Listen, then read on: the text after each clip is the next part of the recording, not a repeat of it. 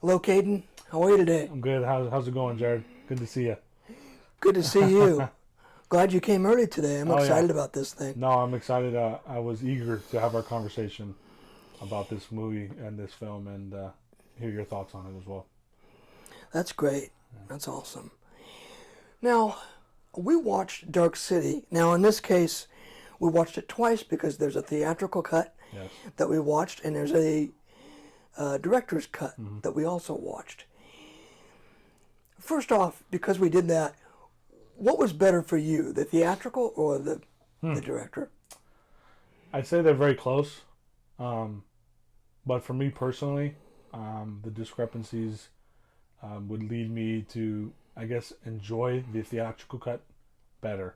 I think there's some things in the director's cut that I would like to see in the theatrical cut.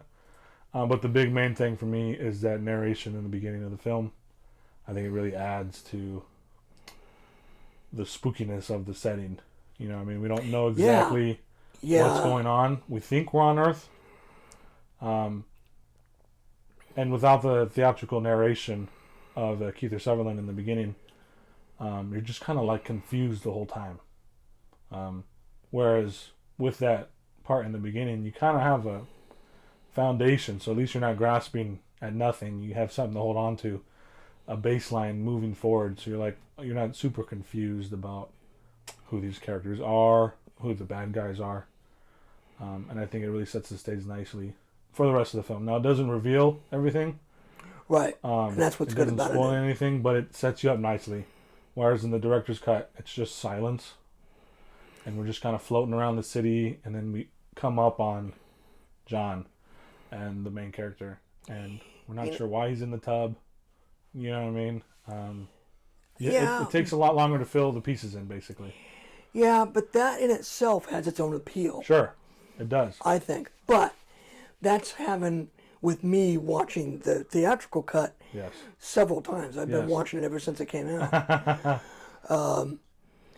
I briefly mentioned to you the other day that I first saw a teaser trailer on dial-up internet when I was in high school. And it took all day to download this teaser trailer. And from the moment I saw that teaser trailer, I thought it was great. You know, that was in the beginning of a lot of things. This was the late 90s.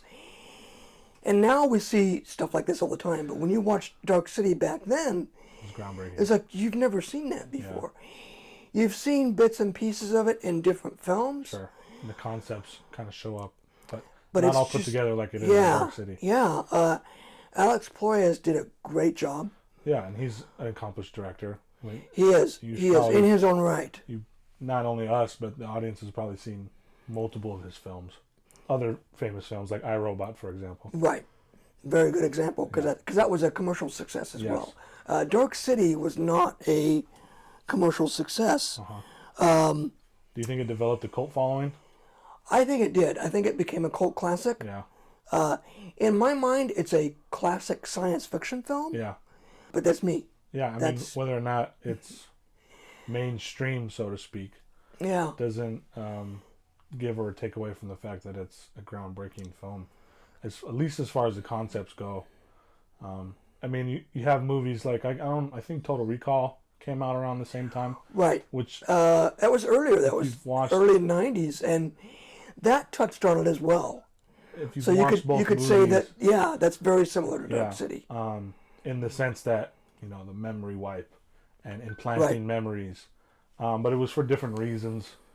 In Total Recall, it's all about, espionage. And in Dark City, it's just these alien race trying to survive and figure out what the human soul is.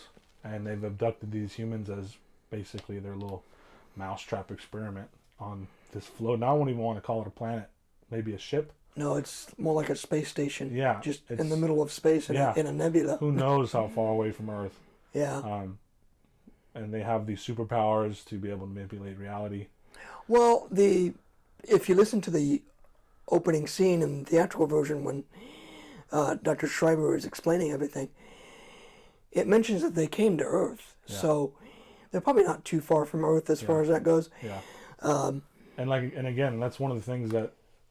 But I think they were wise again to not reveal Yeah. where we are, because that's part of the mystery. Yeah. That's part of the lure of the I film. think it adds to it. It's part of the creepiness of it. It's like, man, Yeah. in that sense, like I said earlier with the narration, you have a base. But even then, you're still grasping for air, grasping for some kind of tree branch to kind of figure out where you are, because, Yeah.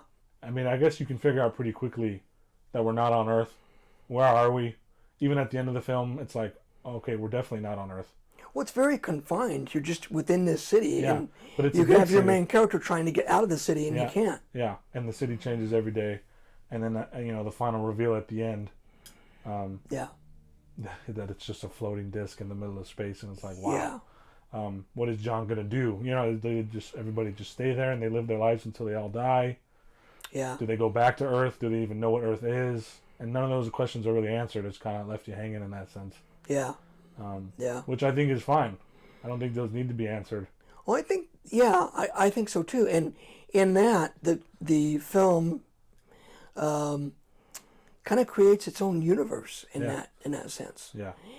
And that's kind of unique, next to Star Wars and Star Trek and different science fiction universes. Yeah.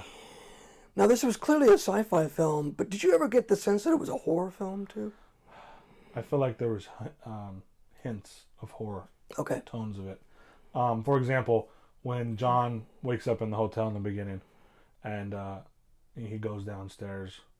No, not even before he goes downstairs. He gets a call from the doctor, and he says, "I don't have time to explain. We need to meet up.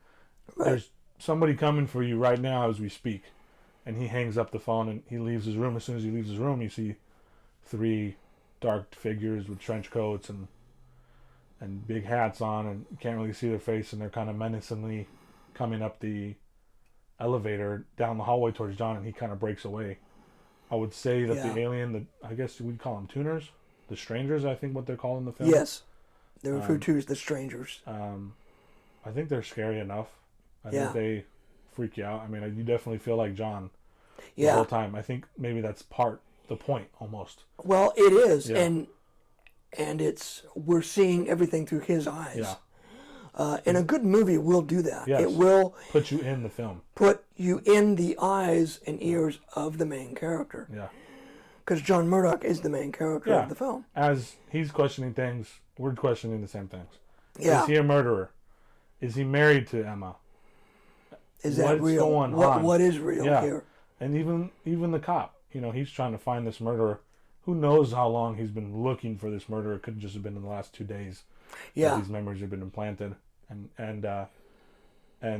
I think what adds to the craziness of it is the other police officer who's gone crazy. I forget the name of him. The other one who's woken up, basically. Walensky. Yeah. Seeing him and being like, man, is he onto something? And then halfway through the film, he just sees John in the train station. He's like, basically confirms all your worst fears. And his final conclusion is the only way to escape is to kill myself. Yeah. Let me jump in front of this moving train.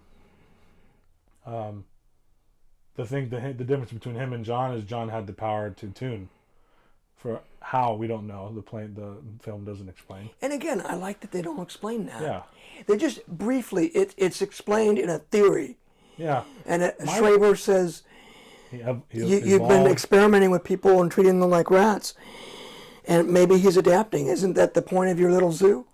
My working theory, I've come to that theory as a conclusion, as I guess my headcanon.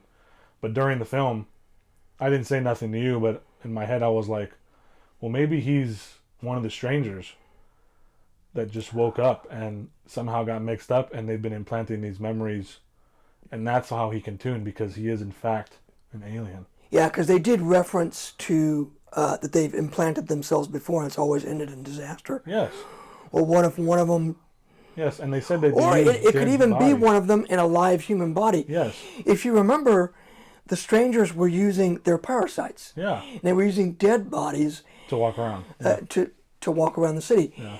And what if one of them secretly implanted themselves in John Murdoch's body, and he's actually a stranger and doesn't remember it? Yes. Just so they don't know about it. Yes. So they don't know, he doesn't remember because that's the memories a great have been mixed. theory. Yeah.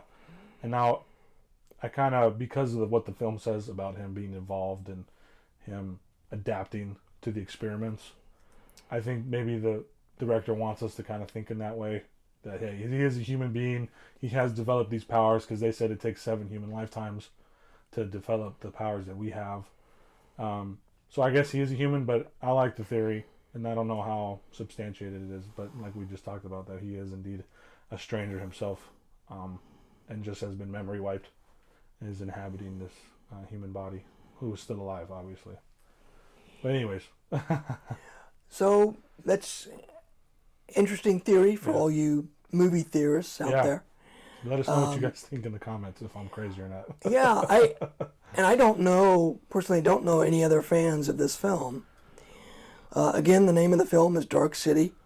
I've been watching this film ever since it came out, as I mentioned before. I've listened to all the audio commentaries. I've listened to, interviews with Alex Perez talking about it. And Alex Perez never liked the voiceover in the theatrical version. Did he give a reason why? He just didn't like it. He didn't like that. He felt that he was looking down on the audience by explaining that. Oh, like we weren't smart enough to figure it out. Right. And yeah, I get it. You don't want to look down on your audience, but in this case, I think the voiceover is necessary. Yeah. But again, that's my opinion. What's yours? I tend to agree. And maybe my opinion would be different if we had watched the director's cut first. Ooh. You know what I mean? Because my first experience was the theatrical cut with the narration. And then Yeah. watching it a second time through, obviously noticing, hey, where's the narration at? You know what I mean? That's And hearing interesting. the director's creative decision to edit that out Yeah. might manipulate me to think one way or the other. If there was only one version without the narration, would we even miss it? I don't know. I think the film wraps up everything nicely, at least as far as explaining kind of what's going on. By the time, John fights them in the machine lair under the city, you kind of basically understand everything that's going on at that point. There's not a lot of cliffhangers other than the world building questions that we have. Right. But as far as John's story and what's happened in that context, now we don't know who he is actually, and we don't know what he'll do after the movie. But as far as the movie's concerned, it wraps up everything nicely for us. Well, like Walensky says earlier in the film, I don't know who she is. Yeah. I don't know who any of us are. Yeah. And I think Schreiber kind of says that a little bit too. None of us remembers who we really are. Yeah. Now, that brings me to, you mentioned the ending. There's a final battle at the end. What did you think of the climax of the film? Was the final battle too much? Was it something that needed to happen? I think so. I think it's like, man, these guys are chasing him down. Then they sick, what is this, Mr. Smile, Mr. Hand or something like that. They put his memories inside of him, and now he's like a bloodhound chasing him down. In my opinion, it could have been even heightened. Maybe a little bit more, making them feel more competent. Because they felt incompetent in a sense. Right. Like they were kind of they didn't know how to find him. You know what I mean? Like he was one step or even 2 steps ahead the whole time. Like they never even really got close. Even when they found him, it was because he almost wanted to be found. He found the doctor. Right. And stuff like that. Like they went to the prostitute's house. Well, he hadn't been there for a whole day at that point. Right. Yeah, that lady got killed for nothing. Like he wasn't going back there. Yeah. They went to the uncle's house, so he was not going back there. You know what I mean? Like he was following his trail of these memories he didn't know if were real or not that they had extracted from him. They had those exact memories and kind of followed behind, but he's like a whole day ahead. So as he's figuring out that these memories don't mean nothing, like he tells his uncle, these are all lies. look, there's a burn, and he pulls up his sleeve and there's no burn. He's like, Right. What does that mean, Johnny?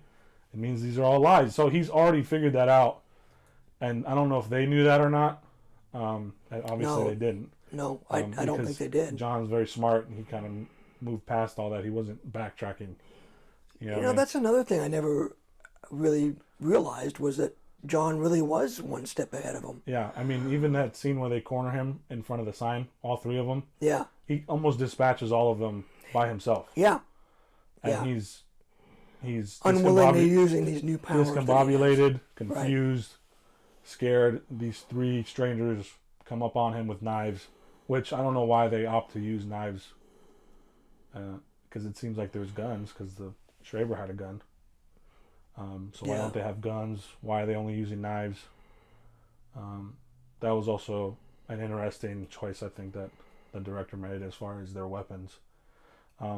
Because it didn't even feel like they used their tuning abilities against John a whole lot until the final battle. One guy gets his head cut off by the sign. The other guy falls to his death. And then one of them can float. I don't remember which one. I think the only one that can float was. Well,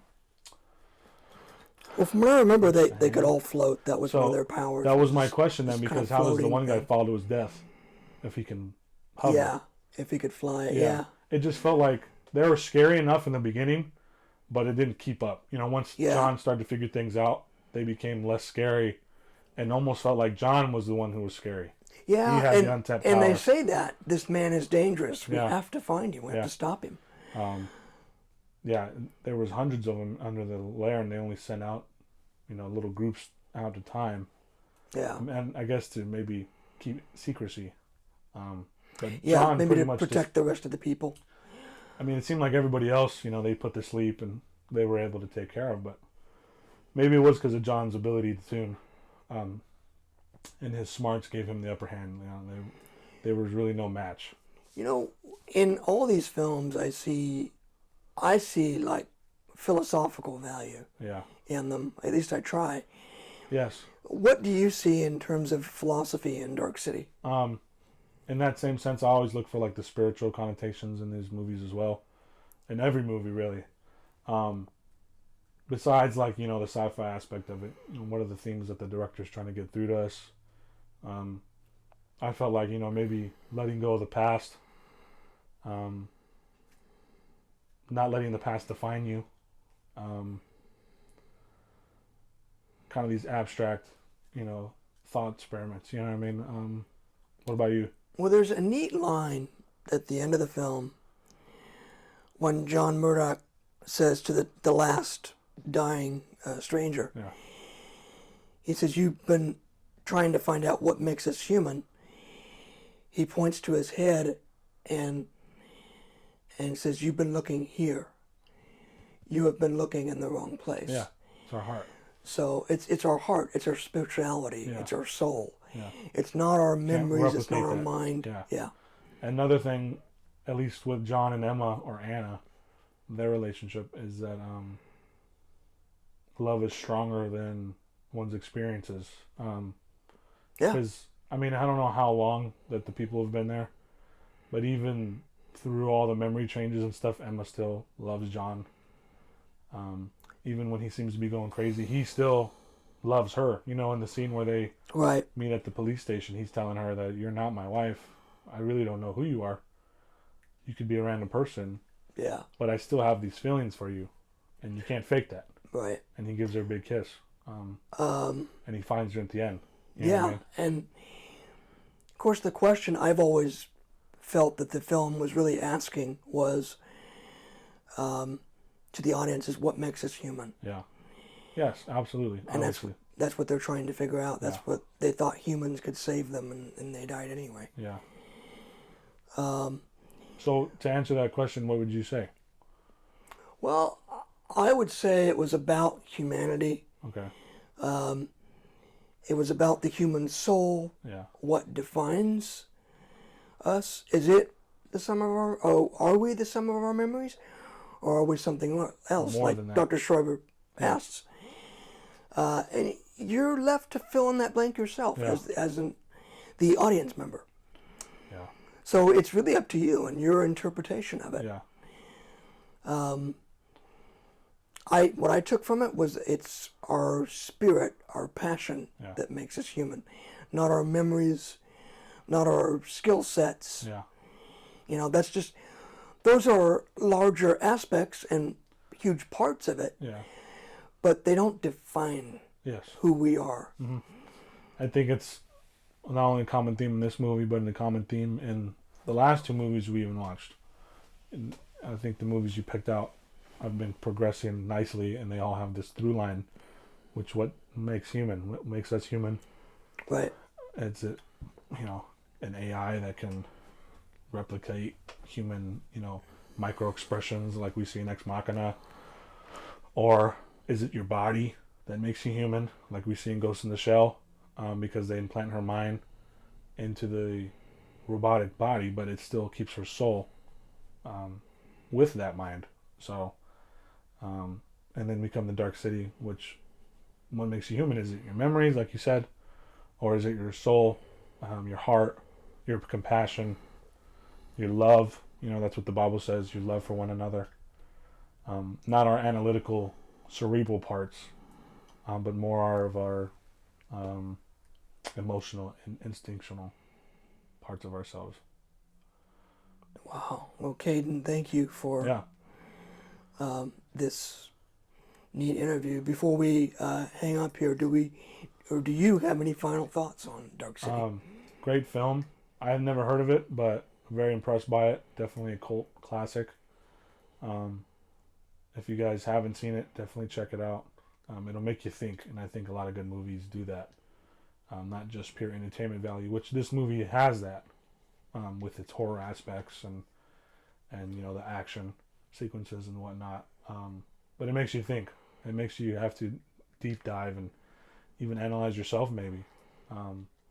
As always, I enjoy our conversations, Jared. I look forward to our future ones. Once again, you knocked it out of the park with another great film choice. So excited to see what you have next for us. You guys, the audience, those of you that have lasted this long, let us know what you guys think. If you have seen it, if you haven't, be our guest and watch it, and then come back to this video and leave a comment. Tell us what you think. Tell us what you think about our assessment of the film. Do we sound crazy? Do you agree? Is there some things that you would like to change about the film? We'd love to hear from you. Well, thank you, Cayden. And guys, do us another favor and like and subscribe. Yeah. That helps out too. But please watch this film, as Cayden suggested. I think you might like it. And if you've seen it, let me know what you think. I'm really curious as to see what you all think of Dark City. Thank you, Cayden. Thank you, everybody, for watching, and take care. Bye, guys.